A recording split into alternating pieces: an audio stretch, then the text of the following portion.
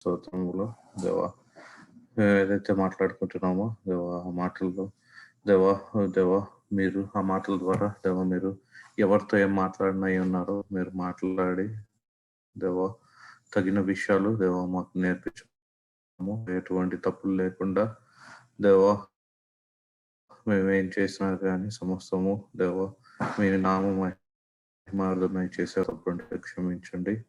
ఇంకా రానైన వారిని దేవా త్వరపెట్టి తీసుకొనండి. యేసుక్రీస్తు నామంలో అడిగి వేడుకుంటున్నాం తండ్రి. ఆమేన్. ఆమేన్. Thank you Winnie.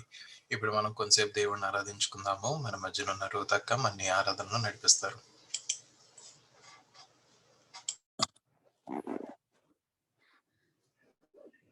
దేవుని స్తోత్రం. అందరికీ వందనాలండి. దేవుడు మనల్ని గతించిన దినములన్నీ కాచి కాపాడి ఆయన సురక్షితమైన రెక్కల నీడలో మనల్ని భద్రపరిచి ఆయన బలవంతుడు గనుక ఆయన మనకు బలమును అనుగ్రహించి మనం చేసే ప్రతి పనిలోనూ మనకి తోడుగా ఉండి మనల్ని రక్షించి మనల్ని బలపరుస్తున్న ఆ దైవాత దేవుణ్ణి బలమైన దేవుడవు బలవంతుడు నీవు అనే పాట ద్వారా దేవుని స్తుతించుకున్నాం. బలమైన దేవుడవు బలవంతుడవు నీవు, బలమైన దేవుడవు బలవంతుడవు నీవు, శూన్యములో సమస్తమును నిరాకారములో ఆకారము, శూన్యములో సమస్తమును నిరాకారములో ఆకారము, సృజించినావు నీవు సర్వ సృష్టికర్తవు నీవు, సృజించినావు నీవు సర్వ సృష్టికర్తవు నీవు.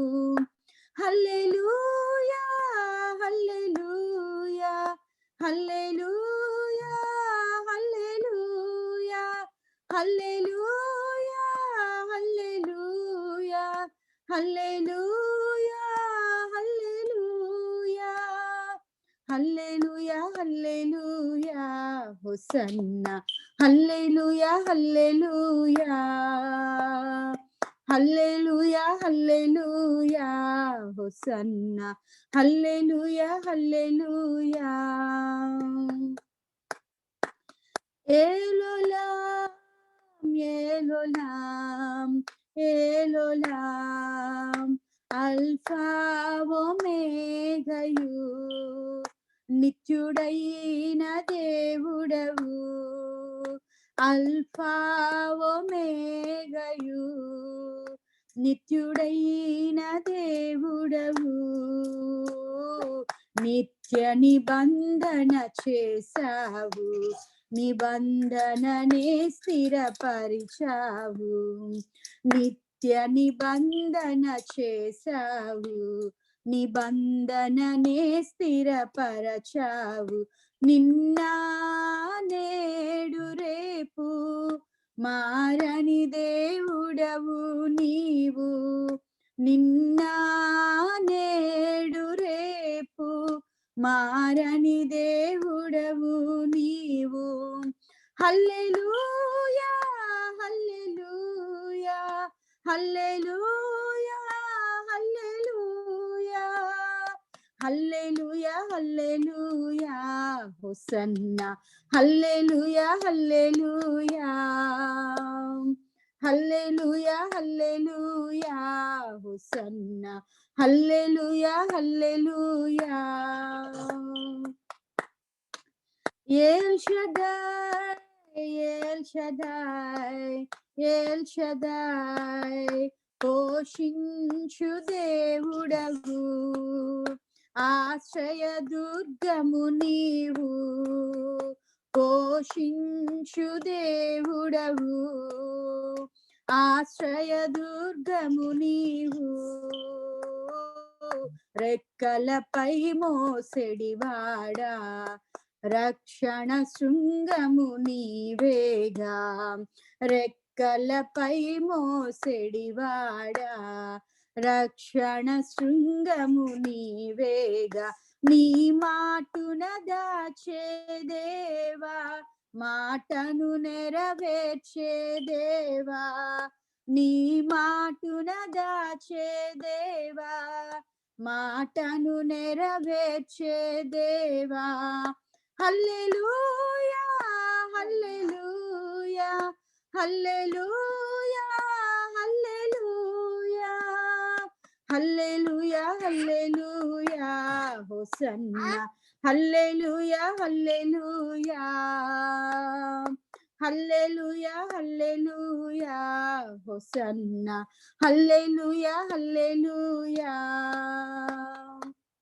అదోనాయ్ అదోనాయ్ అదోనాయ్, ప్రభువైన దేవుడవు, ప్రభువులకు ప్రభువు నీవు, ప్రభువైన దేవుడవు, ప్రభువులకు ప్రభువు నీవు, సర్వాధికారివి నీవు, సకల జనులకు ప్రభు నీవు, సర్వాధికారివి నీవు, సకల జనులకు ప్రభు నీవు. నీవే నాకు ప్రభువు, నీవే నా యజమానుడవు, నీవే నాకు ప్రభువు, నీవే నా యజమానుడవు. హల్లెలూయా హల్లెలూయా హల్లెలూయా హల్లెలూయా హల్లెలూయా హల్లెలూయా హోసన్నా హల్లెలూయా హల్లెలూయా హల్లెలూయా హల్లెలూయా హోసన్నా హల్లెలూయా హల్లెలూయా. బలమైన దేవుడవు, బలవంతుడవు నీవు, బలమైన దేవుడవు, బలవంతుడవు నీవు, శూన్యములో సమస్తమును, నిరాకారములో ఆకారము, శూన్యములో సమస్తమును, నిరాకారములో ఆకారము, సృజించినావు నీవు, సర్వ సృష్టికర్తవు నీవు, సృజించినావు నీవు, సర్వ సృష్టికర్తవు నీవు. హల్లెలూయా హల్లెలూయా హల్లెలూయా హల్లెలూయా హల్లెలూయా హల్లెలూయా హల్లెలూయా హల్లెలూయా హల్లెలూయా హల్లెలూయా హోసన్నా హల్లెలూయా హల్లెలూయా హల్లెలూయా హల్లెలూయా హోసన్నా హల్లెలూయా హల్లెలూయా హల్లెలూయా. ప్రార్థన చేసుకుందాం.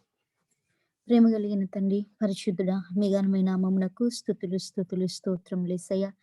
దేవా, మమ్మల్ని ప్రేమించి మాకు ఈ మంచి అవకాశం ఇచ్చినందుకు నీకు వందనాలు ప్రభా. నీ నామమును స్తుతించడానికి అల్పులమైన మమ్ములను ప్రభా నీవు ఎన్నుకొని ప్రభా నాయన అయ్యా, నీకు ప్రభా నాయన స్తుతులు అర్పించడానికి మమ్ములను అయ్యా ఏర్పాటు చేసినందుకు నీకు స్తుతులు ప్రభా, స్తోత్రములు తండ్రి. దేవా, ఈ లోకంలో మాకన్నా జ్ఞానులు ప్రభా, మాకన్నా అన్ని కలిగిన వారు నశించిపోయి ఉన్నారు తండ్రి.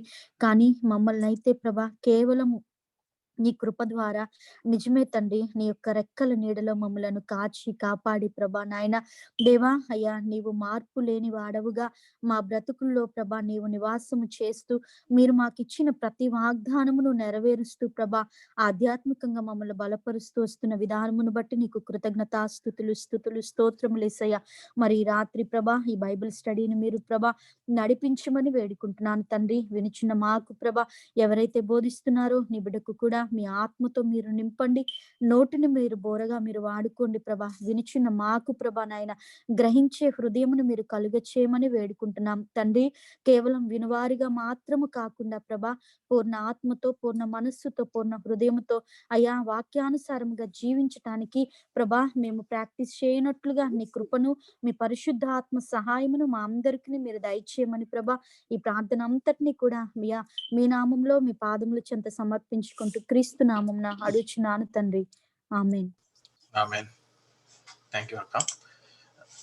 ఇప్పుడు మన మధ్యన ఉన్న సునీల్ సి అన్న డిసైపుల్స్ ఆర్ కన్వర్ట్స్ ఈ టాపిక్ మీద మనం గడిచిన 2 weeks స్టడీ సిరీస్ చేసామండి. సో ఈ week 3rd part Sunil C అన్న పంచుకుంటారు. Thank you brother. Praise Lord అండి అందరికీ. చిన్న ప్రార్థన చేసుకుని ఈరోజు బైబిల్ స్టడీలోకి వెళ్దాం. మహోన్నతుడు మహాకనుడు అయిన నా ప్రియ ప్రభువు తండ్రి, బంగారు పాదాలు, పరిశుద్ధ పాదాలు, వందనాలు, స్తుతులు, స్తోత్రాలు ప్రభువా. దేవా, ఇంతవరకు మీ కావతలు మమ్మల్ని అందరినీ ఉంచారు. మీకు వందనాలు ఇదిగో ప్రభా.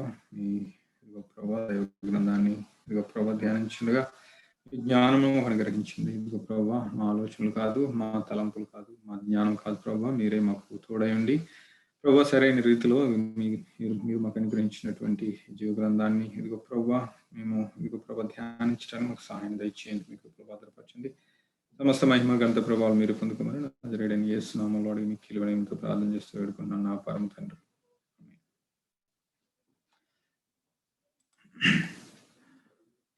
దేవుని నామమునకు స్తోత్రాలండి. గతించిన 2 వారాలు కూడా మనం డిసైపుల్స్ ఆర్ కన్వర్ట్స్ అనే టాపిక్ మీద కొన్ని అంశాలు మనం ధ్యానించడం జరిగింది. సో అసలు డిసైపుల్షిప్ అంటే ఏంటి, దాని గురించి బేసిక్ చూసాము. దాని తర్వాత డిసైపుల్షిప్ కన్నా ముందు ఇవాంజలిజం అంటే ఏంటి, మనం ఏ అంశాలని ఆధారంగా చేసుకుని, ఏ వాక్యాన్ని ఆధారంగా చేసుకుని ఈ బైబిల్ స్టడీ కొనసాగిస్తున్నామో చూసాము. చివరిగా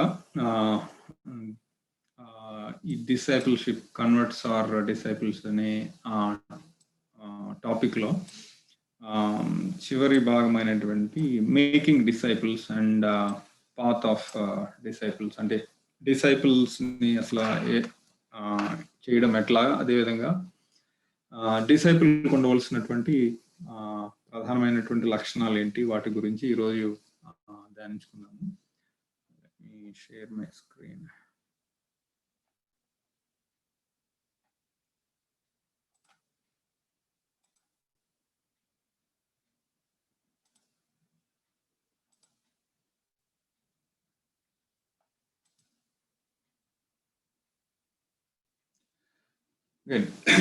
మేకింగ్ డిసైపుల్స్. మరొకసారి మన బేస్ వర్స్ చూస్తే కనుక, బేస్ వర్స్లో ఉన్న సెకండ్ పోర్షన్ మాథ్యూ 28:19-20 వరకు చూస్తే, కాబట్టి మీరు వెళ్ళి సమస్త జనులను శిష్యులుగా చేయడి, తండ్రి యొక్కయు కుమారుని యొక్కయు పరిశుద్ధాత్మ యొక్కయు నామంలోనికి వారికి బాప్తిస్మం ఇచ్చుచు నేను మీకు ఏ ఏ సంగతులను ఆజ్ఞాపించుతునో వాటిని గైకొనవలెనని వారికి బోధించుడి. ఇదిగో నేను యుగ సమాప్తి వరకు సదాకాలం మీతో ఉన్నానని వారితో చెప్పాను. So again we're going to look in to this verse again. కాబట్టి మీరు వెళ్ళి సమస్త జనులను శిష్యులుగా చేయడని చెప్పేసి అన్నాడు. అసలు శిష్యులుగా చేయడం చెప్పిన తర్వాత, శిష్యులకి అసలు యేసుక్రీస్తు శిష్యుల గురించి మనం చూసాము. కాబట్టి మీరు వెళ్ళి అనే మాటకి ఇవాంజలిజం అనేది one of the parts of great commission అని చూసాము. సో అసలు శిష్యులుగా చేయాలి, శిష్యులుగా మారాలి, దేవుని యేసుక్రీస్తు యొక్క శిష్యులుగా మారాలంటే ఒక వ్యక్తికి ఉండవలసినటువంటి ముఖ్యమైన లక్షణాలు ఏంటో ఈరోజు మనం చూద్దాము. ఈ లూకా 14:25-35 చదివితే గనక, ఒకడు యేసుక్రీస్తుని వెంబడించి యేసుక్రీస్తు శిష్యుడిగా మారాలి, లేదంటే యేసుక్రీస్తు యొక్క శిష్యునిగా ఉండాలి అంటే గనక ఆయనకి ఉండవలసినటువంటి, ఆ వ్యక్తికి ఉండవలసిన లక్షణాలు ఏంటో ఇక్కడ మనం స్వయంగా యేసుక్రీస్తు స్వయంగా తెలియజేసి ఉన్నాడు అనమాట. ఒక్కొక్క ఈ 14th chapter 25th to 35th ఈ ఈ 10 వచనాలు చూస్తే వాటిలో ముఖ్యంగా 3 వర్సెస్ కేవలం యేసుక్రీస్తు శిష్యుడై ఉండాలంటే ఏం చేయాలని దేవుడే స్వయంగా చెప్తున్నాడు అనమాట. వాటి గురించి ఆ 3 వర్సెస్ గురించి ఒకసారి మనం ఈరోజు ధ్యానిద్దాము. 26వ వచనం మొట్టమొదటిగా చూస్తే గనక, ఎవడైనను నా యొద్దకు వచ్చి తన తండ్రిని, తల్లిని, భార్యను, పిల్లలను, అన్నదమ్ములను, అక్క చెల్లెండ్రను, తన ప్రాణమును సహా ద్వేషింపుకుంటే వాడు నా శిష్యుడు కానేరడు. అయితే ఈ వచనం చాలా మంది కూడా కాంట్రవర్సరీగా ఉంటూ ఉంటుంది. సో ముఖ్యంగా నాన్ బిలీవర్స్ కానీ నాన్ క్రిస్టియన్స్ కానీ ఈ వర్స్ చదివితే ఏంటి యేసుక్రీస్తు ఈ విధంగా చెప్తున్నాడు,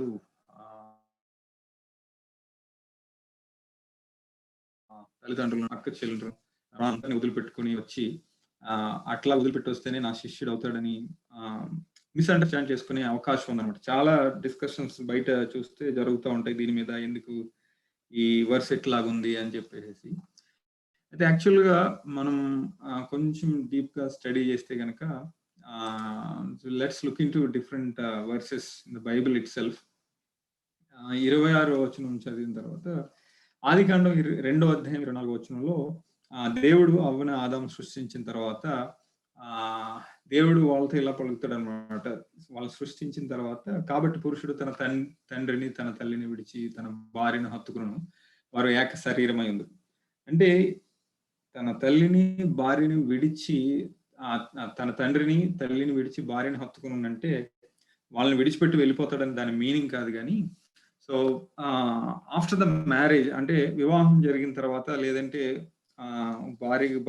భర్త భార్య కానీ దేవుడు జతపరిచిన తర్వాత ప్రయారిటీస్ అనేది మారుతాయి అన్నమాట. వాళ్ళ జీవితంలో అంతవరకు తల్లిదండ్రులను మొట్టమొదటి ప్రయారిటీగా పెట్టుకున్నటువంటి పురుషుడు ఏం చేస్తున్నాడంటే, తన తల్లిని, తండ్రిని విడిచి తన భార్యను హత్తుకున్నాడంటే వాళ్ళని విడిచిపెట్టేసి వెళ్ళిపోమని కాదు. కానీ సో ఆయనకు హృదయంలో ఉన్నటువంటి స్థానం ఇంతవరకు తల్లిదండ్రులతో ఉన్నది.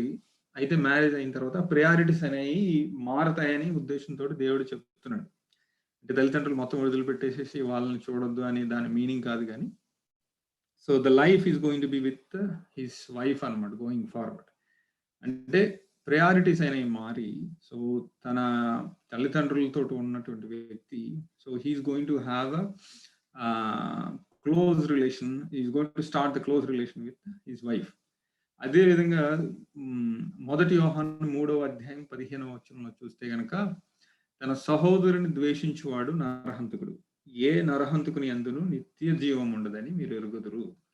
అయితే ఈ లూకా సువార్త 14:26వ వచనంలో అందరిని విడిచిపెడితేనే గాని నా శిష్యుడు కాదన్న దేవుడు ఈ విధంగా ఎందుకు ఇక్కడ రాయిస్తాడు? తన సహోదరుని ద్వేషించువాడు, తన సహోదరుని ద్వేషిస్తే నరహంతకుడు అన్నాడు. నరహంతకునికి శిష్యుడు అవడమే కాదు, నిత్య జీవం ఉండదని దేవుడే తెలియజేస్తున్నాడు.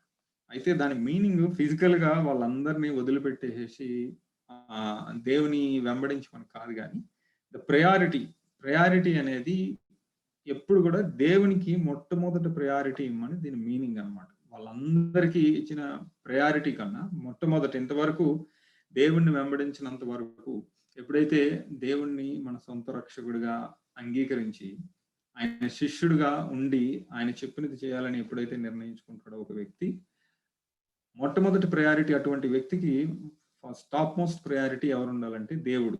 ఎందుకంటే ఒకవేళ దేవుడు కనుక టాప్ మోస్ట్ ప్రయారిటీలో లేకపోతే కనుక ఆయన చేసే పని అంతా కూడా ఎవరైతే మన హృదయంలో ఎవరికైతే మొదటి స్థానం ఇస్తామో వాళ్ళని సాటిస్ఫై చేయడానికి కానీ, వాళ్ళని సంతోషపరచడానికి కానీ, లేదంటే వాళ్ళు చెప్పింది చేయడానికి కానీ మనం మొదట ప్రయారిటీ ఇస్తాం. దేవుని పనికి కానీ, దేవుడు చెప్పిన మాటలు దేవుడు చెప్పినటువంటి పనులు చేయడానికి కానీ ప్రయారిటీ ఉండదు. కనుక వాళ్ళందరినీ దేవునికి విడిచిపెట్టడం అంటే ఇట్స్ నాట్ అందరిని విడిచిపెట్టేసి నా దగ్గరకు వచ్చేసేయని కాదు. కానీ the priority should be changed first of all. Okay, అదేవిధంగా యోహాను యేసుక్రీస్తు కూడా ఈ భూమి మీద జీవించినప్పుడు, ఈ భూలోకంలో జీవించినప్పుడు ఆయన ప్రయారిటీ ఏ విధంగా ఇచ్చాడో చూస్తే కనుక మనకు అప్పుడే అర్థమవుతుంది. యోహాను సువార్త 2:14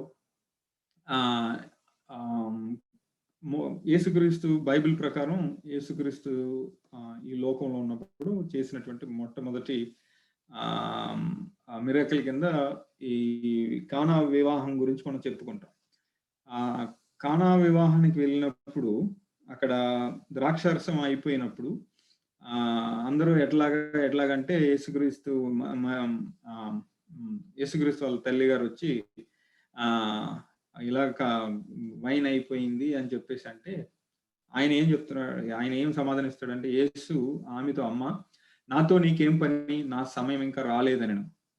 అయితే నీకేం పని నాతోటి, నా పని మీద, నా దేవుని పని మీద నేనున్నాను, ఏది ఎప్పుడు చేయాలో నాకు తెలుసు, డోంట్ డిస్టర్బ్ మీ అంటే నాతోటి నా దేవుని పని మీద ఉన్నాను కాబట్టి నన్ను డిస్టర్బ్ చేయొద్దు అని చెప్పేసి ఆమెని నెగ్లెక్ట్ చేసినట్టు అక్కడ చూస్తాం మనం.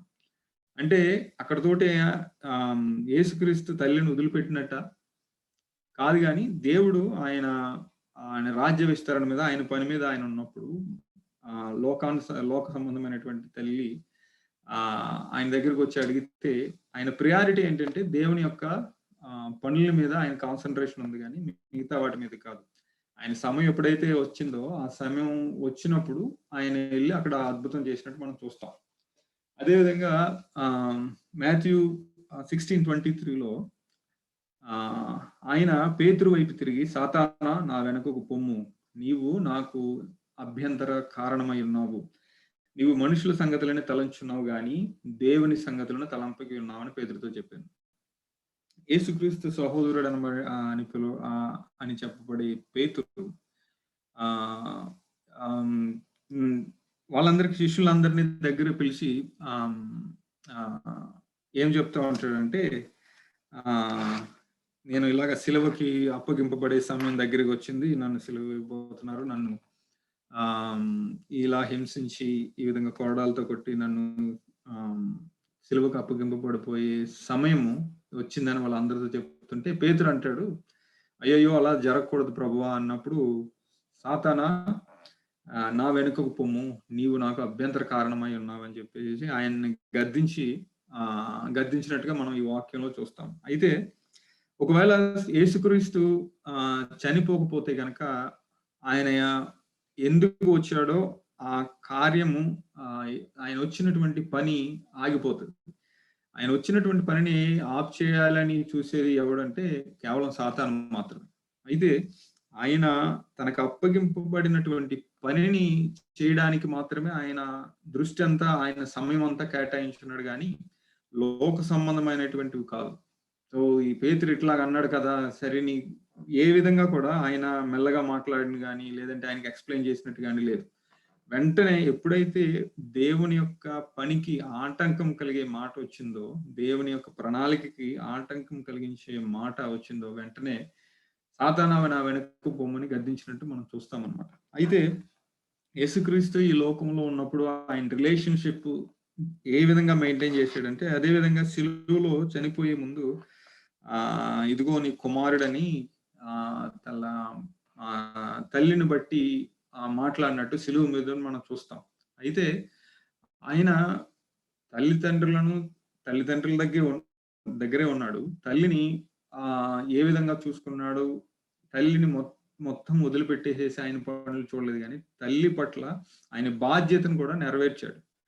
సో అయితే ఆయనకున్న ప్రియారిటీ ఏంటంటే, మొట్టమొదటి ప్రియారిటీ దేవుని యొక్క పని మీద ఆయన భూలోకంలో వచ్చాడు కాబట్టి ఆయన పనిని ముగించి ఆ పని మీదే కాన్సన్ట్రేషన్.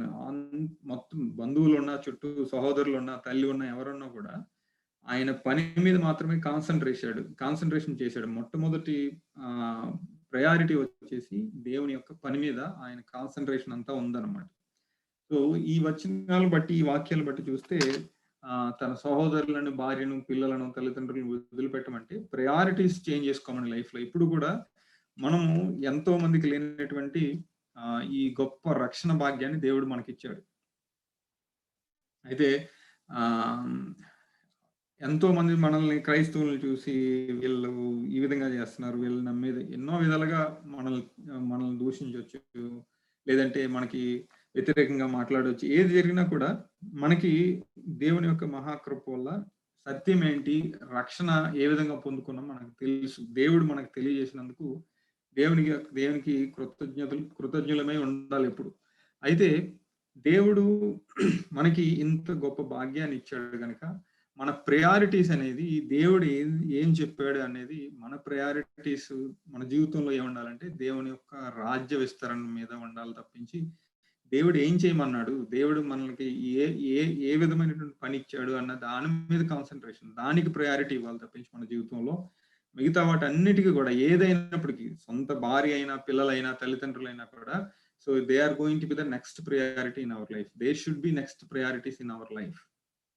అయితే నేను స్టడీ చేస్తున్నప్పుడు దీన్ని ఈ విధంగా చేయడం నేను ఏమనుకుంటానంటే మేబీ ఇట్ ఈస్ బైడైరెక్షనల్ అంటే సపోజ్ ఇప్పుడు నా పిల్లలు ఉన్నారనుకోండి, వాళ్ళు దేవుడు వాళ్ళని రక్షించుకుని వాళ్ళు పరిచర్యకి వెళ్తానని అడిగితే కనుక I should not be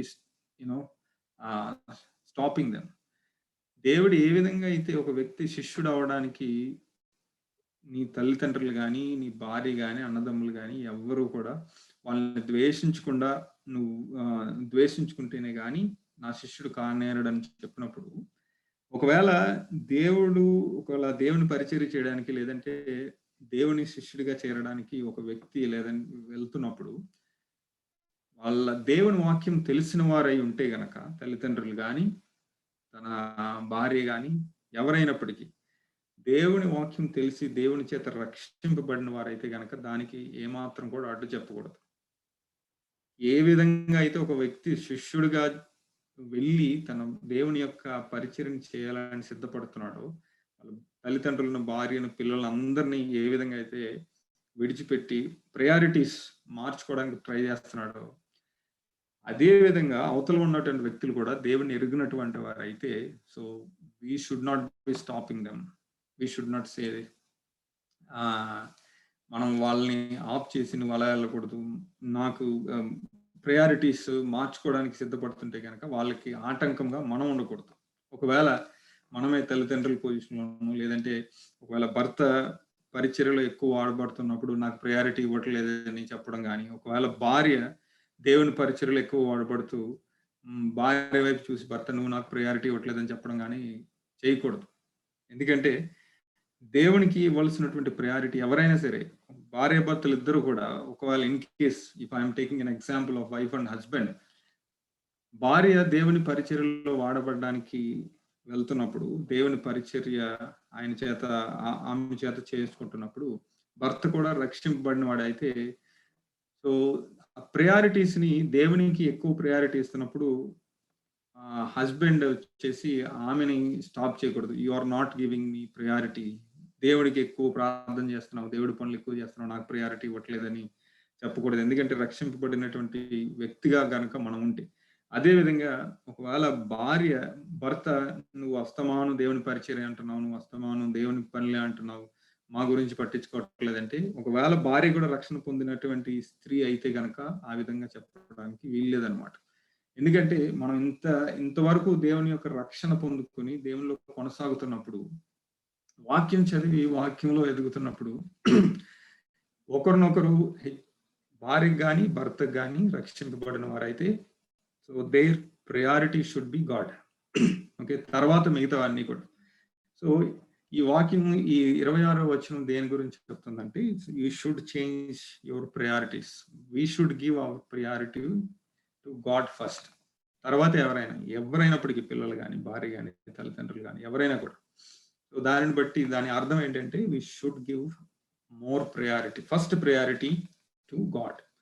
so ఈ వాక్యంలో తెలియజేస్తుంది అదే అనమాట. ఎవడైనా నా దగ్గరికి వచ్చి తన తండ్రిని, తన తల్లిని, భార్యను, పిల్లలను, అన్నదమ్ములను, అక్క చెల్లెండ్రులను, తన ప్రాణమును సహా ద్వేషింపుకుంటే వాడు నా శిష్యుడు కానేరడు.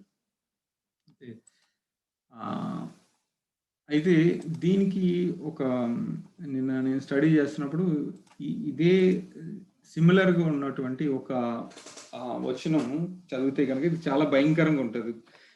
పాత నిబంధనలో ఇదే విధంగా దేవునికి ఇవ్వవలసిన ప్రయారిటీ గురించి అక్కడ చెప్తూ ఇశ్రాయేలీయుల ప్రజలకి ఇచ్చిన ఇన్స్ట్రక్షన్స్ లో, మోషేకి ఇచ్చినటువంటి ఇన్స్ట్రక్షన్ లో ద్వితీయోపదేశ కాండము 13వ అధ్యాయము 6 నుంచి 10 వచనాలు చదివితే గనక ఇక్కడ చాలా స్ట్రాంగ్ గా ఉంటుంది.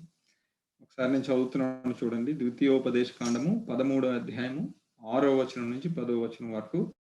నీ తల్లి కుమారుడే గాని, నీ సహోదరుడే గాని, నీ కుమారుడే గాని, నీ కుమార్తె గాని, నీ కౌగిట భార్యే గాని, నీ ప్రాణ స్నేహితుడే గాని, భూమి యొక్క ఈ కొన మొదలుకుని ఆ కొన వరకు నీకు సమీపముగా నుండినను, నీకు దూరంగా ఉండినను, నీ చుట్టూ నుండి జనముల దేవతలలో నీవును నీ పితరులను ఎరుగని ఇతర దేవతలను పూజింతము రమ్మని రహస్యముగా నిన్ను ప్రేరేపించిన ఎడల వారి మాటకు సమ్మతింపకూడదు, వారి మాట వినకూడదు, వారిని కటాక్షింపకూడదు, వారి యందు జాలి పడకూడదు, వారిని మాటుపరచకూడదు, అవశ్యముగా వారిని చంపవలను.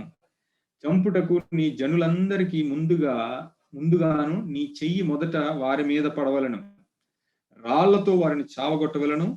ఏలయనగా ఐగుప్తు దేశంలో నుండి, దాస్య గృహంలో నుండి నిన్ను రప్పించిన నీ దేవుడైన యెహోవా వద్ద నుండి వారు నిన్ను తొలగింప యత్నించెదరు. ఈ వాక్యం చదివితే గనక ఎవరైనా గనక నీ దేవుడైన యెహోవా మీద నుంచి నీ హృదయాన్ని తొలగించడానికి ట్రై చేస్తే వాళ్ళు చంపేయమంటున్నాడు. అది ఎవరైనప్పటికీ, అది తల్లి కుమారుడే గాని, సహోదరుడే గాని, భార్య గాని, స్నేహితుడు గాని, ఎవరైనప్పటికీ. ఎందుకంటే నీ దేవుడైన యెహోవా వద్ద నుండి వారు నిన్ను తొలగింప యత్నించెదరు. అయితే ఎందుకు చెప్తున్నాడంటే, ఇతర దేవతలను పూజింతము రమ్మని రహస్యముగా నిన్ను ప్రేరేపించిన ఎడల. ఎందుకోసం చెప్పేయమంటున్నాడంటే, ఇతర దేవతలను పూజింతము రమ్మని రహస్యముగా నిన్ను ప్రేరేపించిన ఎడల. అయితే మనం చాలా సార్లు బైబిల్లో లిటరల్ మీనింగ్ కాకుండా ఆత్మీయార్థాలు ఎన్నో చోట్ల చెప్పబడిన విధంగా మనం చూస్తాం. అయితే మనం ఐడల్ వర్షిప్ ఏంటంటే, ఐడల్ ఒక బొమ్మ పెట్టుకుని విగ్రహారాధన చేయడం మాత్రమే కాదు, కానీ మన హృదయంలో దేవుని కన్నా దేవుని స్థానంలో ఉండవలసిన స్థానంలో దేవుని ఉంచకుండా, ఆ స్థానంలో దేన్ని ఉంచిన, ఒక భార్యని గాని, ధనాన్ని గాని, ఉద్యోగాన్ని గాని, దేన్ని ఉంచినా కూడా అది విగ్రహారాధనతో సమానం. ఒకవేళ మనం దేవుని కన్నా ప్రయారిటీ దేవునికి ఇవ్వకుండా ఒక భార్యకు, తల్లిదండ్రులకు, పిల్లలకు, లేదంటే భర్తకు ఇచ్చినప్పుడు ఏమైతుందంటే, వాళ్ళని సంతోష పెట్టడానికి మానవ సహజంగా వాళ్ళని సంతోష పెట్టడానికి చూస్తాం తప్పించి, ఎందుకంటే మన హృదయంలో ఎవరికైతే ప్రయారిటీ ఇచ్చామో వాళ్ళు సంతోష పెట్టడానికి ట్రై చేస్తాం. వాళ్ళు ఏది కోరుకున్నదో వాళ్ళ అడిగింది ఇవ్వడానికి ట్రై చేస్తూ ఉంటాం. అయితే దేవుడు చేయమన్న దాన్ని మనం పక్కన పెట్టి మిగతా వాటికి ప్రయారిటీ ఇస్తాం కనుక, ఒకవేళ ఆ విధంగా నీ హృదయంలో గనక దేవుని కన్నా ప్రయారిటీ ఎవరికైనా ఉంటే గనక వాళ్ళని తొలగించుకోవాలి ఫస్ట్. అంటే హృదయంలో నుంచి తొలగించుకోమని దాని మీనింగ్. మొట్టమొదటి దేవునికి మనం ప్రయారిటీ ఇస్తే గనక, దేవుడి నుంచి మనల్ని దూరం చేసే విషయాలు అనేకమైనవి ఉంటాయి. సో ఈ లోకంలో ఉన్నప్పుడు ఏదంటే తల్లి గురించి ఇట్లా మాట్లాడుతున్నాడు, తండ్రి గురించి ఇట్లాగా, సహోదరుల గురించి ఇట్లా మాట్లాడుతున్నాడు అంటే, మొట్టమొదట దేవుడు మనల్ని సృష్టించాడు, దేవుడు మనల్ని రక్షించుకున్నాడు కనుక ఆయనకు మొట్టమొదట మన జీవితంలో ప్రయారిటీ ఇవ్వాల్సిన వారమై ఉన్నాం కనుక దేవుడు ఈ విధంగా చెప్తున్నాడు అనమాట. సో ఈ విధమైనటువంటి ప్రయారిటీ ఇచ్చిన వాడే నాకు శిష్యుడు అని చెప్తున్నాడు ఈ వాక్యం ద్వారా. అయితే నెక్స్ట్ వర్స్ చూద్దాము. So 26th verse. ఇప్పుడు ఇంతకు ముందు ఇది 25th వర్స్ మనం చూసాం ఇంతవరకు. 26th వర్స్ ఏంటంటే మాథ్యూ 14:26 వర్స్. మరియు ఎవడైనను తన సిలువను మోసుకుని నన్ను వెంబడింపని ఎడల వాడు నా శిష్యుడు కానేరడు. సిలువను మోసుకుని నన్ను వెంబడింపని ఎడల వాడు నా శిష్యుడు కానేరడు అంటే, so what does it mean? తన సిలువను మోసుకోవడం అంటే ఏంటి? First of all, what is there in the cross? సిలువలో ఏముందని ఒక్కసారి మనం చూస్తే గనక, సిలువను మోసుకుని వెంబడించడం ఏంటంటే వీ కెన్ అండర్స్టాండ్ ఈజీలీ. సిలువలో the cross includes loss and damage. దేవుడు తన శరీరాన్ని ఎంత నలగొట్టుకున్నాడు సిలువను మోసేటప్పుడు, సిలువలో ఎంత భయంకరమైనటువంటి బాధను అనుభవించాడో మనకు తెలుసు. అదేవిధంగా it speaks shame and reproach. ఎంత అవమానాన్ని భరించాడు యేసుక్రీస్తు సిలువను మోసేటప్పుడు, సిలువకు వెళ్లే ముందు ఎంత భయంకరమైనటువంటి అవమానాన్ని, ఆ సిలువ మీద ఉన్నప్పుడు ఎంత భయంకరమైనటువంటి అవమానాన్ని అనుభవించాడో మనకు అందరికీ తెలుసు. It imports pain and torture. ఎంత బాధ, ఎంత శ్రమ అనుభవించాడో మనకు తెలుసు. It imports death it self. సిలువ మీదే మరణం పొందాడు. సిలువకు సాదృశ్యమైనటువంటి ఈ విషయాలన్నిటినీ కూడా మన జీవితంలో కూడా యేసుక్రీస్తు యొక్క శిష్యుడిగా మారి, యేసుక్రీస్తు యొక్క శిష్యుడిగా మనం కొనసాగాలంటే వీటన్నిటిని కూడా ముందుగానే మనం వీటన్నిటికీ సిద్ధపడే వెళ్ళవలసి ఉంటుంది. అయితే వీటికి సిద్ధపడకుండా వెళ్ళడం అంటే ఖచ్చితంగా సిలువను మోసిన తర్వాత, సిలువలో దేవుడు మరణించిన తర్వాత ఏం జరిగిందంటే, దేవుడు మరణం మీద విజయాన్ని సాధించాడు. ఇటువంటి బాధను, ఇటువంటి అవమానాలను, ఇటువంటి పెయిన్, ఇటువంటి మరణాన్ని ఇవన్నిటికీ సిద్ధపడి ఉంటేనే, ఇవన్నిటికీ సిద్ధపడిన వాడు మాత్రమే నాకు శిష్యుడు అని దేవుడు చెప్తున్నాడు అనమాట. అయితే మన దేవుడు ఏం చెప్పాడంటే, సర్వజనులకు వెళ్ళి సర్వలోకములకు వెళ్ళి సర్వ సృష్టికి సువార్త ప్రకటించమన్నాడు. మన బేస్ వర్స్లో చూస్తే సమస్త జనులను శిష్యులుగా చేయమన్నాడు. తండ్రి యొక్క, కుమారుని యొక్క, పరిశుద్ధాత్మ యొక్క నామములో వారికి బాప్తిసం ఇచ్చుచు నేను మీకు ఏ సంగతులను ఆజ్ఞాపించుతునో వాటిని గైకొన వలనని వారికి బోధించుడి అని చెప్తున్నాడు. ఈ క్రమంలో ఈ విధంగా దేవుని యొక్క వాక్యాన్ని, దేవుని యొక్క మాటను, దేవుడిచ్చినటువంటి ఆజ్ఞను పాటిస్తూ, దేవుడిచ్చినటువంటి ఆజ్ఞను పాటిస్తూ మన జీవితంలో ముందుకు వెళ్ళేటప్పుడు ఖచ్చితంగా ఈ శ్రమలు అనేవి ఎదురవుతాయి, ఖచ్చితంగా అవమానాలు అనేవి ఎదురవుతాయి, ఖచ్చితంగా బాధ, ఖచ్చితంగా అవమానాలు, బాధలు, నిందలు, అనేక రకమైనటువంటి సమస్యలు ఎదురవుతాయి మనకి. వీటన్నిటికీ సిద్ధపడి ఉంటేనే దేవుని యొక్క శిష్యుడిగా మనం ముందుకెళ్ళగలం. అసలు అంతేకాదు, మనకున్నటువంటి మనలో ఉన్నటువంటి సమస్త పాపము, సమస్త విధమైనటువంటి కల్మషాన్ని కూడా ప్రతిదినము సిలువకు వేస్తూ, ప్రతిదినము వాటిని సిలువకు కొట్టి, ప్రతిదినము కూడా సిలువను మోసుకుని మనం ముందుకు వెళ్ళవలసిన వారమై ఉంటాం. ఎందుకంటే సిలువలో మొట్టమొదటి జరిగింది ఏంటంటే, మనము చేసినటువంటి పాపములకు క్రయధనముగా, విమోచన క్రయధనముగా ఆయనే పాపముగా మారి సిలువలో మరణించి మన కొరకు మనకు రావాల్సినటువంటి శిక్షను ఆయన భరించున్నాడు. ఎందుకనగా మనం ఆయన యందు దేవుని నీతి అగునట్లు పాపమెరుగని ఆయనను మన కోసము పాపముగా చేశాను.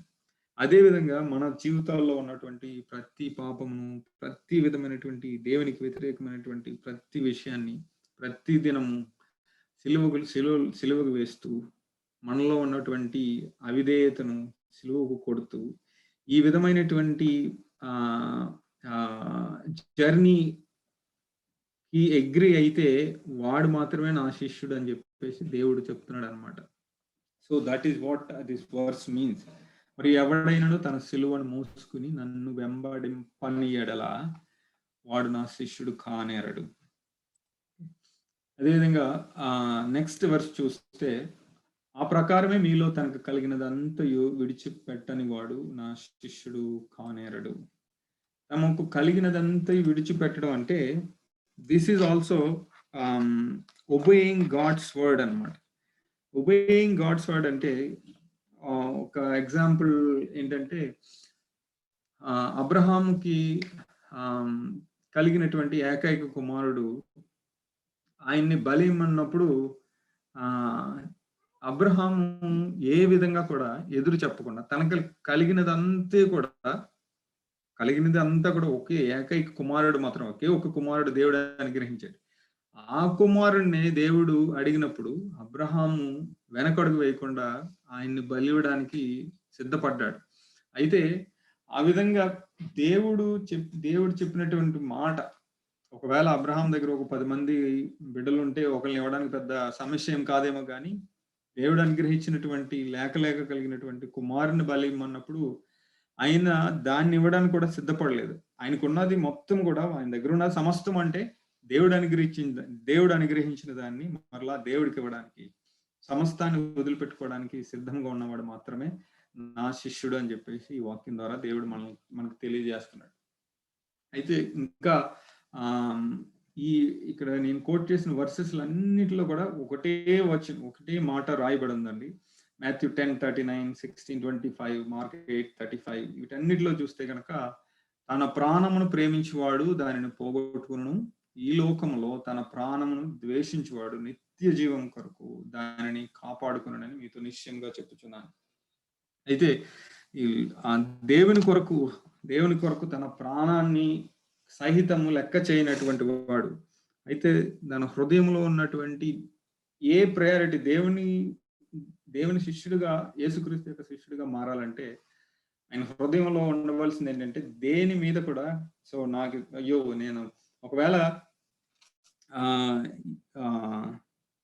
యుద్ధంలోకి వెళ్ళినటువంటి వాడు చనిపోతాను, అయ్యో యుద్ధంలోకి ఎందుకు వెళ్తాడు, చనిపోతాను అని భయం ఉన్నవాడు ఎవడు కూడా యుద్ధంలోకి వెళ్ళడు. అయితే దేవుని యొక్క రాజ్యంలో యేసుక్రీస్తు యొక్క శిష్యుడిగా మారాలంటే ఆయనకి మనకున్న టార్గెట్ ఏంటంటే యుద్ధం చేయడానికి. మనకున్న టార్గెట్ ఏంటంటే దేవుని యొక్క పరిచర్య, దేవుడు ఏ మాటలైతే చెప్పాడో, దేవుడు ఏం చేయమన్నాడో వాటిని చేయడానికి మనం ముందుకెళ్తున్నప్పుడు మిగతా వాటిని గురించి మన జీవితంలో ఉన్న ఏ విషయమైనా కూడా అది దేవుని ప్రేమించడం కన్నా, దేవుడు ఇచ్చినటువంటి ఆజ్ఞలు నెరవేర్చడం కన్నా ఏది కూడా ఎక్కువ కాకూడదు, ఇంక్లూడింగ్ అవర్ లైఫ్ అన్నమాట. మన ప్రాణం కూడా అయ్యో నా ప్రాణం పోతుంది ఇక్కడికి వెళ్తే, అయ్యో నాకు ఏమవుతుంది, లేకపోతే ఇలా ఏమైపోతుంది అనుకోవడం కాదు. కానీ దేవుడు చెప్పింది నెరవేర్చడానికి ఎల్లప్పుడూ సిద్ధంగా ఉండడమే, దేవుడు చెప్పిన దానికి ఎల్లప్పుడూ ఆయన చెప్పింది ఒబే చేస్తూ ఆయన మార్గంలో ఆయన చెప్పింది చేయడమే యేసుక్రీస్తు యొక్క శిష్యుని యొక్క మరొక లక్షణం. These are the 3 main characters of disciple. దేవుని యొక్క శిష్యుడిగా మారాలంటే ఈ 3 క్యారెక్టర్స్ ఖచ్చితంగా ఉండాలని దేవుని వాక్యం ద్వారా దేవుడు మనకు తెలియజేస్తున్నాడు అండి. So when it comes to conclusion, కంక్లూజన్లోకి వస్తే కనుక finally who is disciple.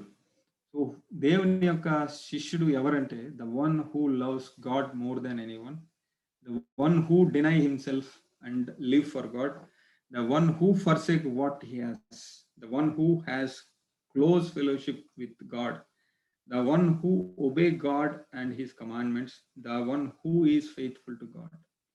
So ఈ లక్షణాలన్నీ కలిగి ఉన్నవాడు మాత్రమే యేసుక్రీస్తు యొక్క శిష్యుడిగా పిలువబడతాడు. సో ఎవరైతే అందరికన్నా ఎక్కువగా దేవుని ప్రేమిస్తారో, ఎవరైతే తను తాను త్యజించుకుని, ఎవరైతే దేవుని కోసం జీవించాలని కోరుకుంటారో, ఎవరైతే తనకున్న సమస్తాన్ని వదిలిపెట్టి, దట్ మీన్స్ ప్రతి ప్రయారిటీకి అన్నిటికన్నా ఎక్కువ మొట్టమొదటి ప్రయారిటీ దేవునికి ఇస్తారో, అదేవిధంగా ఎవరైతే క్లోజ్ ఫెలోషిప్ కలిగి ఉంటారు. క్లోజ్ ఫెలోషిప్ అని ఎందుకంటున్నాం అంటే ఇక్కడ శిష్యులు అంటే అంతవరకు ఆయనతో ఉన్న శిష్యులందరూ కూడా ఎంతో క్లోజ్ గా ఫాలో చేశారు. ఆయన ఏం చేస్తున్నాడు, ప్రతిదినం ఆయన ఏం చేస్తున్నాడు, ఏం బోధిస్తున్నాడు, ఏ విధంగా మనల్ని నడుచుకోమంటున్నాడు, ఏ విధంగా ఆయన ప్రార్థిస్తున్నాడు, ఏ విధంగా ప్రజలను ప్రేమిస్తున్నాడు, ఇవన్నీ కూడా క్లోజ్ గా చూసిన వాళ్ళు మాత్రమే ఆయన శిష్యులు. ఎందుకంటే ఆయన బోధించేదాన్ని విన్నారు, ఆయన ఏ విధంగా జీవించాడో చూశారు. అందువల్ల we have to have a close relationship with God, then only we can understand what God is actually telling and what God wants from us. So ఈ లక్షణాలు కలిగి ఉన్నాడు మాత్రమే యేసుక్రీస్తు యొక్క శిష్యుడు. అయితే ఇంకొక విషయం ఏంటంటే discipleship, we should not make this as a complicated term or complicated process. Discipleship అంటే అబ్బో చాలా పెద్ద టాపిక్, చాలా ఇది చేయాలి అది చేయాలి కాదు. సో స్ట్రైట్ ఫార్వర్డ్ ఆన్సర్ ఏంటంటే జస్ట్ ఒబే అండ్ ఫాలో. దేవుడు చెప్పినటువంటి వాక్యము ఇంతవరకు మనం ప్రతి లాస్ట్ 3 weeks మనం చూస్తున్నది ఏంటంటే, కాబట్టి మీరు వెళ్ళి సమస్త జనులను శిష్యులుగా చేయుడి, తండ్రి యొక్కయు కుమారుని యొక్కయు పరిశుద్ధాత్మ యొక్క నామములను వారికి బాప్తిస్మిచ్చుచు నేను మీకు ఏ సంగతులను ఆజ్ఞాపించుతునో వాటిని గైకొనవలనని వారికి బోధించింది. శిష్యులు ఆయనతో పాటు ఉన్నారు. ఆయనకి వాళ్ళకి ఏది వాళ్ళకి ఏమి చెప్పాడో అది చేయడం, అంటే దేవుడు వాళ్ళకి చెప్పిన దాన్ని ఒబే చేసి ఫాలో అయ్యారు. So they are called as disciples. So ఇది కాంప్లికేటెడ్ ప్రాసెస్, కానీ కొంచెం కష్టమైన పని అయి ఉండొచ్చు. కానీ మానవులుగా మనకి ఇది ఫాలో అవడం కష్టం అవుతుంది, కానీ దేవునికి సమస్తము సాధ్యమే. మీరు మార్క్స్ వార్త 10వ అధ్యాయం చదివితే దాంట్లో మీకు దేవుడు ఇవన్నీ కూడా ఎక్స్ప్లెయిన్ చేసి, మనుషులకు అసాధ్యం కానిది దేవునికి అసాధ్యం కాదు. అయితే జాన్ 6th చాప్టర్ కూడా ఒకసారి మీరు చదవండి. ఎస్పెషల్లీ జాన్ 6:60 నుంచి చివరి వరకు చదివితే, దేవుడి విషయాలన్నీ బోధించిన తర్వాత అనేక మంది శిష్యుల కింద వచ్చారంట. అంటే 12 మాత్రమే కాదు, అనేక మంది శిష్యులు ఉన్నారు యేసుక్రీస్తు. అయితే ఈ విషయాలన్నీ చెప్పిన తర్వాత కొంతమంది కాదు, చాలా మంది ఏమనుకున్నారంటే, వీటిని ఫాలో అవడం ఎవరికి సాధ్యం కాదు, కష్టం, ఇవి ఎవడు ఫాలో అవుతాడు ఇవన్నీ అని చెప్పేసి వెళ్ళిపోయారంట. చాలా మంది వెళ్ళిపోయిన తర్వాత మిగిలిన వాళ్ళే ఈ 12 మంది. ఈ 12 మందిలో ఒకడు సాతాను చేత పట్టబడ్డాడు కాబట్టి 11 మంది. యేసుక్రీస్తుకి అనేక మంది శిష్యులు ఉన్నప్పటికీ కూడా ఆయన ఫాలో అవడానికి, ఆయన చెప్పింది ఒబే చేయడానికి సిద్ధపడిన వాళ్ళు 11 మంది మాత్రమే. ఆ 11 మంది నుంచి దేవుని యొక్క సువార్త ప్రపంచం అంతా కూడా వ్యాపించబడింది. అయితే దేవుని యొక్క మాటలు, దేవుడు ఏమి చేయమన్నాడు, దేవుడు ఏది ఫాలో అవ్వమన్నాడు అది ఫాలో అయ్యేవాడే యేసుక్రీస్తు యొక్క శిష్యుడిగా పిలువబడతాడు అనమాట. That is what we learn so far. So we have closed this topic అండి. ఈ రోజుతో మనం ఈ టాపిక్ డిసైపుల్స్ ఆర్ కన్వర్ట్స్ అనే టాపిక్ కంప్లీట్ చేసుకోవడానికి దేవుడు అవకాశం ఇచ్చాడు. So that's all from my side. ఏదన్నా ఎవరికైనా క్వశ్చన్స్ కానీ థాట్స్ కానీ అంటే దే కెన్ షేర్ అండి.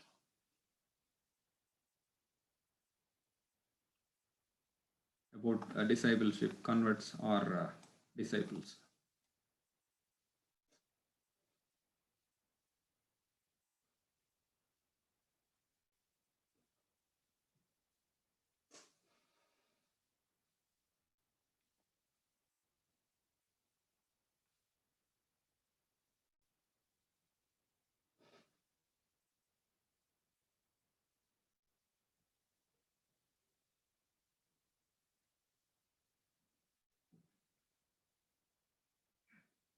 Yeah, Pradeep, you can take over if no questions are.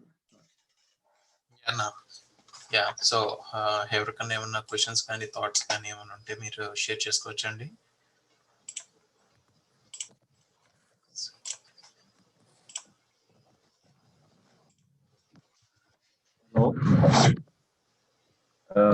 నేను శాలం రాజు. Yeah uncle. అమ్మా, నేను దేవుడికి ప్రియారిటీ ఇవ్వటం, దాని గురించి నేను కొంచెం యాడ్ చేద్దాం అనుకుంటున్నాను. దేవుడికి మనము ప్రియారిటీ ఇవ్వాలి. ఇప్పుడు యాక్చువల్గా డిసైపుల్షిప్ లో ఇప్పుడు సునీల్ చెప్పినట్టు అది కష్టము, ఏదో నెగటివ్ గా ఇట్లా అనిపిస్తుంది కదా. యాక్చువల్గా వాక్యం ఏం చెప్తుందంటే, మనము ఫలించడము వల్ల మనం శిష్యులుగా లోకానికి కనపడతాం, శిష్యులు అవుతాం అని చెప్పి యోహాన్ సువార్తలో చెప్పబడ్డది. సో అంటే మనం అందరం ఫలించాలి. సో ఫలించడం వల్ల శిష్యులుగా ఈ లోకానికి కనపడతాం అన్నమాట. సో ఇక్కడ ఒకటి యాడ్ చేశారంటే, దేవుడు ఇదే తల్లిదండ్రులు విడిచిపెట్టమన్న తర్వాత అట్లా విడిచిపెట్ట వాళ్ళు 100 రెట్లు పొందుకుంటారని కూడా చెప్పాడు. సో ఇదేంటంటే మన గుణాన్ని మార్చుకోవడం. మీకు అందరికి తెలిసిందే, ఈ బైబిల్లో చెప్పబడ్డదంతా కూడా హృదయం మార్చబడడం గురించేనే. టోటల్ కాన్సెప్ట్, హృదయ శుద్ధి గలవారు దేవుని చూస్తారు. యాక్చువల్గా వాక్యం అంతా నరుడు ఎవ్వరు కూడా దేవుని చూడలేదు అంటున్నారు, కానీ హృదయ శుద్ధి గలవారు దేవుని చూస్తారని వాక్యం సలహిస్తుంది. సో ఈ రకంగా చూస్తే ఇక్కడ నేను యాడ్ చేస్తానంటే, దేవుడికి ప్రియారిటీ ఇవ్వడం అంటే మనము ఇప్పుడు దేవుణ్ణి ప్రేమించమన్నది మనకు ఒక ఉన్న ఆజ్ఞ. ఆ ఆజ్ఞ ఏంటి అంటే, దేవుని ప్రేమించడం అంటే ఏంటి? ఆయన ఆజ్ఞలను అనుసరించడమే దేవుని ప్రేమించడం. ఇది యోహాను గారు పత్రికల్లో చెప్పాడు క్లియర్గా. సో దేవుడి ఆజ్ఞలను మనం అనుసరించడమే దేవుని ప్రేమించడం. దేవుడికి ప్రియారిటీ ఇవ్వడం అంటే దేవుడు ఆజ్ఞలను మనము అనుసరించడం. సో ఇక్కడ ఏంటి అంటే ముఖ్యంగా ఆయన చెప్పేది ఏంటంటే మన మెయిన్ వీక్నెస్ మన క్లోజ్ రిలేషన్స్. సో ఇక్కడే మనం తప్పిపోవడానికి ఎక్కువ ఛాన్సెస్ ఉంటాయి అన్నమాట. సో తండ్రి, తల్లి, సహోదరుడు, సహోదరి, భార్య, పిల్లలు. సో ఇక్కడ మనకు తెలియకుండానే చాలా మనం తప్పిపోవడానికి ఛాన్స్ ఉంటుంది. సో ఇక్కడ సింపుల్, మనకు తెలియకుండానే మనము దేవుణ్ణి పక్కన పెట్టేసే. మీకు ఒకటే ఒక ఎగ్జాంపుల్ చెప్తాను. ఆదాము హవ్వ తీసుకొచ్చిన పండు తీసుకున్నాడు కదా, పండు తీసుకొని వచ్చి దాన్ని తీసుకొని తినే ముందు దేవుడు ఆజ్ఞను మర్చిపోయాడు. సో మన క్లోజ్ రిలేషన్స్ వచ్చేసరికి దేవుణ్ణి మర్చిపోవడానికి చాలా ఛాన్సెస్ ఉంటాయి. అలాగే నేను ఒక సింపుల్ ఎగ్జాంపుల్ చెప్తాను. సో మా పిల్లల గురించి నేను ఇంకా దేవుడిలో రాకముందు నా పిల్లల కోసం నేను చాలా షార్ట్ కట్స్ చేశాను. సో అంటే ఇంకొకరికి రావాల్సింది నా పిల్లలకి ఇప్పించుకోవడానికి చాలా చేశా. లంచాలు ఇచ్చాను, సంథింగ్ వాళ్ళ పరిగెత్తాను, వీళ్ళ దగ్గర పరిగెత్తాను. సో ఇక్కడ ఏమి నేను తప్పిపోయాను? నీతిని తప్పిపోయాను, న్యాయాన్ని తప్పిపోయాను. దేవుడి ఆజ్ఞలను, దేవుడి టీచింగ్స్ అన్ని కూడా నేను మర్చిపోయా, పక్కన పెట్టేశా. అక్కడ దాకా ఎందుకు, రీసెంట్ గా కూడా సో జోనికి ఇక్కడికి పెళ్లి చేయడానికి ఆయన వుడ్ బీన్ ఇక్కడ తీసుకురావాలంటే ఇంకేమైనా షార్ట్ కట్స్ ఉన్నాయని కూడా అలా ఆలోచన చేస్తాం. సో ఇదేంటి? సో దేవుడి ఆజ్ఞలు పక్కన పెట్టేసేసి మన పిల్లలకి ప్రియారిటీ ఇచ్చుకోవడం అన్నమాట. సో దేవుణ్ణి మర్చిపోయి మనము నీతిని, న్యాయాన్ని తప్పడానికి ఛాన్సెస్ మన క్లోజ్ రిలేషన్స్ లో ఎక్కువ ఉండడానికి అవకాశం ఉంటుంది. సో కాబట్టి దేవుడు స్ట్రాంగ్ గా చెప్పాడు, వీళ్ళందరినీ కంటే నన్ను నువ్వు హెచ్చుగా చూస్తే, కానీ నా శిష్యుడు అంటే హెచ్చుగా చూడడం అంటే నా ఆజ్ఞల్ని నువ్వు హెచ్చుగా చూడడం, నన్ను ప్రేమించడము, నా ఆజ్ఞలను గైకోవడం, వీటిని మీరు హెచ్చుగా చూడగలిగినప్పుడు అప్పుడు నా శిష్యుడు. సో దిస్ ఇస్ చాలా సెన్సిటివ్, మనకు తెలియకుండా జరిగేది. మన పిల్లల మీద, భార్య మీద, తల్లిదండ్రుల మీద ప్రేమ ఎక్కువ ఉంటుంది కాబట్టి ఇక్కడ తప్పిపోవడానికి ఎక్కువ ఆస్కారం ఉంటుంది కాబట్టి అని దీన్ని స్ట్రాంగ్ గా దేవుడు చెప్పడం జరిగింది. అట్లాంటి వదిలిపెట్టిన వాళ్ళకి దేవుడు మల్టిపుల్స్ ఇస్తాడన్నది కూడా వాక్యం సెలవిస్తుంది. So this I want to add. Thank you. Thank you uncle. Thank you uncle.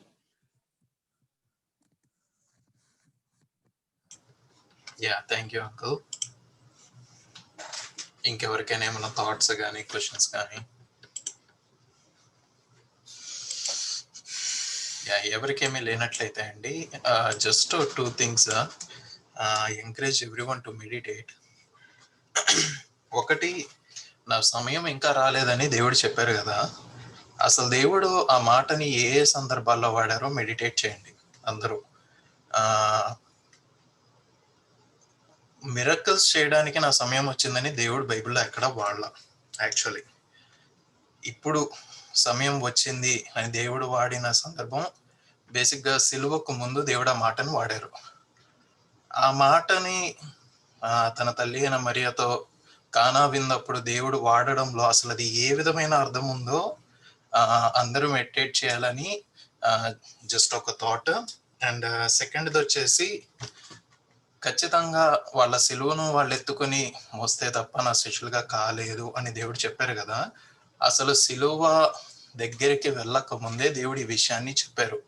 దేవుడు ఏ విషయం చెప్పినా జాన్ అన్న ఒకసారి ఏం చెప్పారంటే, దేవుడు ఒక గుడ్ కమ్యూనికేటర్ ఏంటంటే ఆ సందర్భానుసారంగా, ఆ కంటెక్స్ట్ కి అర్థవంతంగా, మనుషులకు అర్థమయ్యే విధానంలో చెప్పిన మాటలు అవన్నీ. ఇప్పుడు గొర్రెల కాపరి, ఇవన్నీ అది ప్రవచనాత్మకంగానే కాకుండా వాళ్ళు ఆ స్థితిని అర్థం చేసుకున్న పరిస్థితిలో దేవుడు వాళ్ళకి చెప్పారు ఆ విషయాల్ని.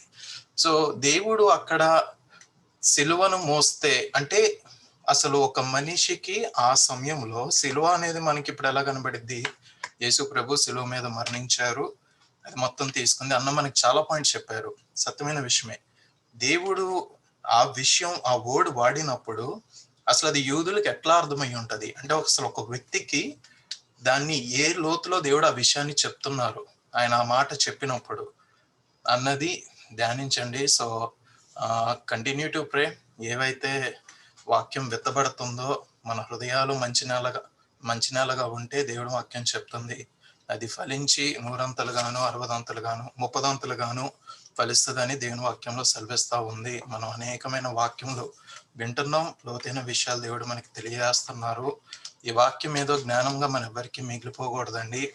సాతానుకి మన గృహంలో మనకి చోటు ఇవ్వకూడదు. సాతానుకు కూడా వాక్యం తెలుసు. సాతానుడు ఎప్పుడు వాక్యంని విజయం పొందనీయకుండా, మన జీవితాల్ని మారనీయకుండా, దేవుని చిత్తం జరగనీయకుండా తప్పించడానికి ప్రయత్నం చేస్తూ ఉంటాడు. వింటున్న వాక్యం ఫలించాలంటే మనం సిద్ధపాటు కలిగిన మనస్సుతో విన్న వాక్యము గురించి దేవుని దగ్గర మనం మొరపెట్టాలి. మనం వింటుంది మనం దేవుడి దగ్గర మొరపెడదామండి. సో ఇంకెవరికైనా ఏమన్నా క్వశ్చన్స్ ఆర్ థాట్స్ కనుక ఉంటే మీరు షేర్ చేసుకోవచ్చు. జస్ట్ 1 minute కాల్ అండి. Pradeep, I would like to share. Yeah. So just summarise చేద్దామని చెప్పేసి, సో మనము 3 weeks చూస్తున్నాం కదా డిసైపుల్స్ ఆర్ కన్వర్ట్స్ అనేది. సో మనకి ఫస్ట్ అంటే స్టార్ట్ చేయక ముందే ఒక క్వశ్చన్ వచ్చింది ఏంటంటే, అసలు ఈ డిసైపుల్షిప్ అనేది మ్యాండేటరీయా, అందరూ డిసైపుల్స్ కావాల్సిందేనా అనేది క్వశ్చన్. సో వచ్చినప్పుడు మనము okay yeah we will go look more in to it అని చెప్పేసి మనం మాట్లాడుకోవడము, ఆ తర్వాత రిమైనింగ్ టాపిక్స్ లోకి వెళ్ళిపోవడం జరిగింది. సో ఈ టాపిక్ అయిపోయినాక, so now I think we're in a place to summarize that. So చూస్తే కనుక యాక్చువల్గా మనకి దేవుడు ఫస్ట్ అండ్ ఫార్మోస్ట్ డిసైపుల్ గా చెయ్యండి అనేది గ్రేట్ కమిషన్ లో కమాండ్ గా ఇచ్చారు. So that's not a choice, that's a command. So second ఏంటంటే, ఆయన ఏం కోరుకుంటున్నారు, అందరూ ఆయన డిసైపుల్స్ అవ్వాలని చెప్పి కోరుకుంటున్నారు. మియర్ కన్వర్ట్స్ అవ్వాలి అంటే జస్ట్ ఏదో జస్ట్ నేను దేవుణ్ణి నమ్ముకున్నా అంతే, నేను హెవెన్కి వెళ్తున్నా అయిపోయింది, నాకు ఇంకా నేనేం చెయ్యొద్దు అనే లాంటి వాళ్ళు కాకుండా, ఆయన ఆజ్ఞలు పాటిస్తా ఆయన శిష్యులుగా వాళ్ళు ఉంటూ వేరే వాళ్ళని ఆయన శిష్యులుగా చేసే వాళ్ళు ఆయన కావాలి. సో అట్లా ఉండటం గురించే మనం ఈ టాపిక్ లో మాట్లాడుకోవడం జరిగింది. రెండో విషయము అంటే, మన ఫస్ట్ లో డిసైపుల్స్ అంటే, డిసైపుల్షిప్ అంటే ఏంటి అనేది చూసాం ఫస్ట్ వీక్. సెకండ్ వీక్ వచ్చేసి ఇవాంజలిజం గురించి చూసాం. అసలు ఎందుకు ఇవాంజలిజం గురించి చూసాం సడన్ గా, డిసైపుల్ ఆర్ కన్వర్ట్ అని అన్న దగ్గర ఇవాంజలిజం ఎందుకు వచ్చింది అంటే, అసలు అక్కడ వచ్చిన కాంటెక్స్ట్ ఏంటి అంటే, ఇవాంజలిజం అంటే ఏంటి అనేది చూసాం. చూసి మనం తెలుసుకున్నది ఏంటి అంటే, ఈ రోజుల్లో ఇప్పుడు ఏం జరుగుతుంది అంటే, ఎక్కువ జనము వెళ్ళి ఇవాంజలిజంలో జస్ట్ ఒక దేవుడి వాక్యం చెప్పటము, మీరు నమ్ముకోండి అని చెప్పటము, వదిలేయటం, నెక్స్ట్ వేరే దగ్గరికి వెళ్ళి మీరు దేవుడిని నమ్ముకోండి అని చెప్పడం అయిపోయింది. సో ఆ నమ్ముకున్న వారిని శిష్యులుగా చేసే ప్రక్రియ చాలా తక్కువ ఉంది. సో అంటే ఒక్కసారి ఓకే నేను యేసుక్రీస్తు ప్రభువుని నమ్ముకున్నా, ఇప్పుడు ఏం చేయాలి? సో వాళ్ళని స్థిరపరచటానికి అటువంటి ప్రయత్నం చేసే వాళ్ళు తక్కువైపోయారు. సో అటువంటి మనం దేవుడు ఎక్కువ శాతం మంది ఎనీ చర్చ్కి ఉన్న priority outreach and. So outreach చేసినదే కాకుండా అట్ ద సేమ్ టైం మనము జీసస్ క్రైస్ట్ చెప్పిన ప్రతి కమాండ్ మనం నెరవేరుస్తున్నామా లేదా, మనము మన ఫెలోషిప్ లో ఉన్న వాళ్ళందరూ చేస్తున్నారా, అండ్ మనం కొత్తగా కన్వర్ట్ చేస్తున్న వాళ్ళని అట్లా నడిపించగలుగుతున్నామా? సో ఇది కూడా ఇంపార్టెంటే. సో అక్కడే దాని యొక్క మెయిన్ డిఫరెన్స్ గురించి తెలుసుకోవటం గురించి మనం ఇవాంజలిజం అనే టాపిక్ చూడటం జరిగింది. ఆ తర్వాత ఈ రోజు మనం చూస్తే కనుక డిసైపుల్ అవ్వటానికి కావాల్సిన క్వాలిఫికేషన్స్ ఏంటి, లేకపోతే డిసైపుల్స్ కి ఉండాల్సిన లక్షణాలు ఏంటి, అనేది మనం చూసాము. సో దేవుడు ఫైనల్గా ఈ టాపిక్ యొక్క కంక్లూజన్ చూస్తే కనుక దేవుడు ఏం కోరుకుంటున్నాడంటే he wanted us to be disciples, not just mere converts. So converts laga just undi ఉండటం వల్ల ఫస్ట్ ఆఫ్ ఆల్ మనము ఇందాకల డాడీ చెప్పిన విధంగా చాలా విషయాల్లో మనం ఏమవుతామంటే మనకు తెలియకుండానే తెలియకుండానే దేవుడు ఆజ్ఞలకి మీరిపోతాం ఉంటాం. సో అది కరెక్ట్ కాదు. సో దేవుడి ఆజ్ఞలు మనం గైకొని పాటించే వారిగా ఉండాలి. సో అది మనము ప్రతి ఆజ్ఞను పాటిస్తేనే అది జరుగుతుంది. లేకపోతే డెఫినెట్గా మనము జస్ట్ ఓకే నేను యేసుక్రీస్తు ప్రభుని నమ్ముకున్నా ఇంక అయిపోయిందని చెప్పి కూర్చుంటే డెఫినెట్గా మన లైఫ్లో మనం గ్యారంటీ ఆజ్ఞలు మీరుతూనే ఉంటాం. సో అది మనం మెయిన్గా చూసుకోవాలా. రెండోది ఉట్టి కన్వర్ట్గా ఉంటే అది మనకి ఉపయోగము లేదు, మన వల్ల దేవుడికి ఉపయోగం లేదు. సో మనము దేవుడు మనల్ని వాడుకొని అరే కొన్ని పరిస్థితులు కూడా ఎందుకు తీసుకొని వెళ్తాడు ఎవరినైనా కానీ. సో వాళ్ళు ఇతరులకి అదే సిమిలర్ సిచ్యువేషన్స్ గుండా వెళ్తున్న వాళ్ళకి ఒక ఎగ్జాంపుల్గా, లేకపోతే వాళ్ళ టెస్టిమోనీ ద్వారానో లేకపోతే వాళ్ళ ఎక్స్పీరియన్సెస్ ద్వారానో వారిని రీచ్ అయ్యి మళ్ళా దేవుడి గురించి చెప్పడానికి అవకాశం ఉంటుంది అనే దాన్ని బట్టే చేస్తూ ఉంటారు. సో అదే జరగట్లేదంటే ఇంకా రాజ్య వ్యాప్తి అనే దగ్గర దేవుడి సువార్త చాటడం అనే దగ్గర మనం దేవుడికి ఉపయోగపడకుండానే ఉంటాం. సో అందుకు మనము డిసైపుల్ గా మారాలి.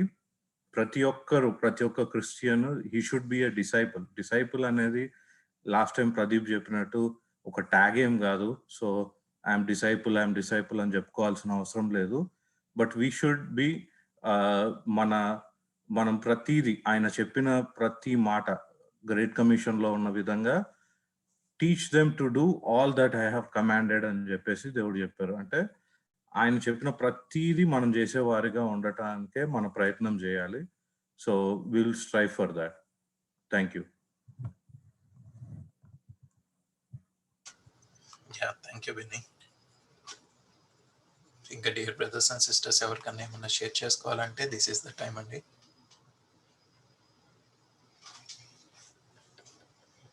ఎవరికి లేనట్లయితే we can close this. Before we close, so మీరు అక్కడ చూస్తున్నట్టు ఈరోజు మనకి disciples or converts we finished it అండి. So coming week February 3rd మనకి discipleship and the home, so దాని మీద మనకి స్టడీ చేయబోతున్నాము. సో ప్రేయర్ఫుల్గా సిద్ధపడి రండి. And you could also learn ahead. So ఈ బుక్ ఆన్లైన్లో కూడా ఉంది. If you want to study ahead please do and we encourage you to do that. And we can close అండి. సునీల్ అన్న మీరే క్లోజింగ్ చేయండి అన్న విత్ వర్డ్ ఆఫ్ ప్రేయర్.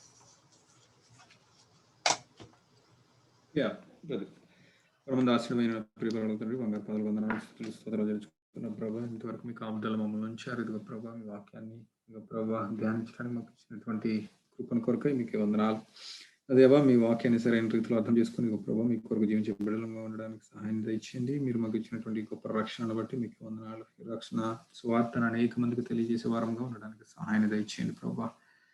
అదేవా ఇదిగోనైనా ఈ లోకంలో అనేక మంది నశించిపోతున్నారు. వారందరినీ కూడా ఇదిగో ప్రభా మీ వైపు తిప్పుకోవడానికి మాకు కృపను అనుగ్రహించండి ప్రభా. మాకు ఇదిగో ప్రభా మీరు ఇచ్చినటువంటి జీవితము మేము వ్యర్థంగా వెళ్ళకూర్చుకుండా మీ కొరకు జీవించే బిడ్డలంగా ఉండడానికి సహాయాన్ని దయచేయండి. ప్రతి ఒక్క బిడ్డను మీ చేతులకు అప్పగిస్తున్న మా సాహసాన్ని మీ చేతులకు అప్పగిస్తున్న మీ కృపలో భద్రపరిచి నడిపించి చేయమని సమస్త మహిమ గంట ప్రభావాలు మీరు పొందుకోమని నజరేయుడైన యేసు నామములో అడిగి మీ కీలు వినయంతో ప్రార్థన చేస్తూ వేడుకుంటున్నాను నా పరమ తండ్రి.